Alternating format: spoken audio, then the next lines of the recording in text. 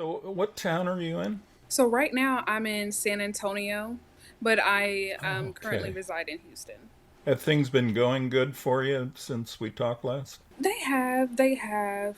I'm just trying to also get into a different career as well. So Hmm. that's something I'm trying to focus. I'm trying to balance both. I'm starting a new business and changing my career. Trying to figure it out. Yeah, that's kind of big stuff. That's moving your whole life in a different direction, right? Right. What is the new career you're starting up? So, what I really want to do is just anything that helps anyone, helps people in general. So, in any capacity. So, if I'm able to become a corporate trainer, just be able to help the staff to retain information, help in that regard, or go into the nonprofit space and create community events and fundraise for those events. I just want to help and make a difference Hmm. in wherever career I'm choosing for now because I want to be service based. Okay. So Okay.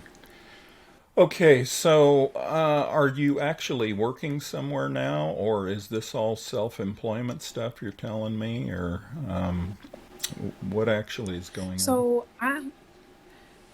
I'm actually employed at a children's hospital. Oh, I'm a referral clerk.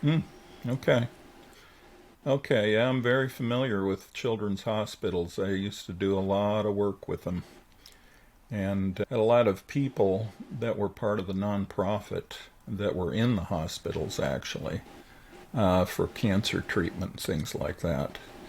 And they're terrific. The one we were working with was the Children's Hospital in Fresno, really big place, lots of kids that were just not doing well, and I really enjoyed walking those halls and seeing the kids and how the caregivers would just put themselves out, for the kids. It was really wonderful. So right now you're working with the Children's Hospital. First of all, let me ask you this: how's the book club going? So it's going well. So far we just had our book club meeting last week with Amy Weininger regarding her book Network Beyond Bias. So we had that on the 7th, Hmm. this Wednesday actually. And it was very intriguing and she brought us so much wisdom and it was a very, very good event. So it's exciting so far. I'm learning new things each and every day to get better. So Yeah, yeah. Whatever few of the things you're learning.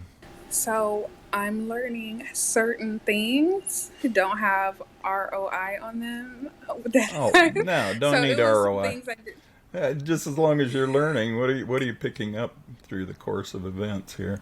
Oh, because I did an email list. I used this person to send out a mass email list for the events, and then this other person to do some other marketing, and I didn't have any conversions from that at all, or even just someone asking for more information. Hmm. So I learned not to go that route again. And so I'm trying, I realized that most of my book club members, well, all of them, are from LinkedIn. Mm-hmm. So I'm trying to figure out how to, I guess, diversify my demographic from being just LinkedIn as well as like if my LinkedIn profile shut down tomorrow, I would be in trouble. So I'm trying to figure out some things that I can do that prevents that where I have a home base. So I'm in the process of creating a website so there's a home base for everything that people can come to regardless of being on social media sites. Yeah. So, what are you hoping is going to happen with the book club? And I know the two that you've done so far have been excellent books. And looking down the road, what are you hoping the book club, what's going to come from it, do you think?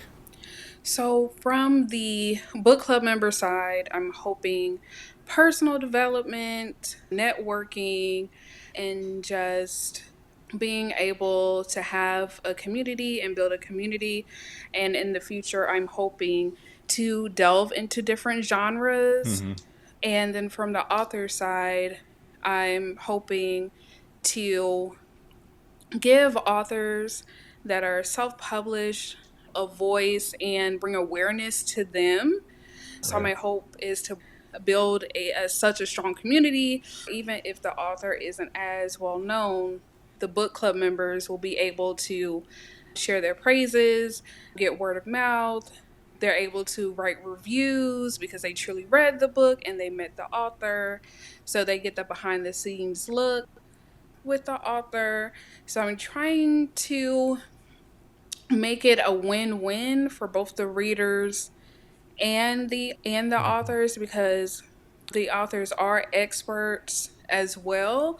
So it's a chance for readers or people that are trying to get into an industry or at say entry level in an industry get an insider's tip regarding some of the content that they wouldn't otherwise have gotten, or they would have to pay for a coach or something. They at least get to speak with an expert one on one virtually and have their questions answered. So it's just my hope overall that it becomes a large community to benefit authors and publishers too. I would love to have a contract with a publishing house, and every new author that comes out, we have meet the author events for their upcoming work. That is like a super big dream Hmm. that I hope comes to pass, because Hmm. then I would have a full list to go through and we have a working partnership. But that is what I'm hoping for.